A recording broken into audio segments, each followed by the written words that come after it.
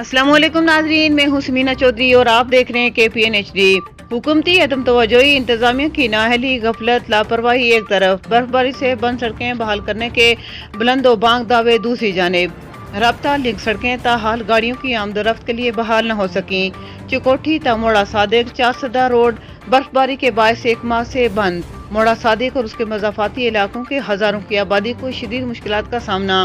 Road की बंदिश के बायस इलाके में ग़िज़ाई किल्लत पैदा होने का खदशा। रोड की बंदिश की वजह से कॉलेजेस जाने वाले तुलबा और तालबात शदीद सर्द मौसम में मीलों पैदल करने पर मजबूर।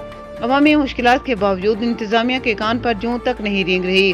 अवाम इलाका का कहना है कि महकमा और जिला इंतजामिया को अवाम इलाका की तरफ से मुतअद्दिद बार तवज्जो मबज़ूल करवाने के बावजूद कोई सुनवाई नहीं हुई। आने वाला इलाका का रुख नहीं किया। रोड की बंदिश के बायस हजारों की आबादी मुश्किलात का शिकार है।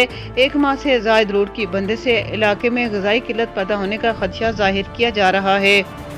अवाम इलाका का कहना है कि इतनी बेहिसी कभी नहीं देखी जितनी मौजूदा हुकूमत में देखने को मिल रही है। क्या मजाल किसी मुताल्लिका महकमों के जिम्मेदारान हुकूमती नुमाइंदों को टस से मस हो। अवाम की मुश्किलात पर खामोश तमाशाई का किरदार अदा किया जा रहा है। अवाम इलाका का कहना था कि 24 घंटों में रोड को बहाल न किया गया तो शदीद एहतजाज करेंगे। अवाम इलाका का कहना इंतजामिया फौरी मशीनरी भेजकर रोड को बहाल करवाए। मजीद न्यूज़ अपडेट्स के लिए देखते रहिए KPN HD।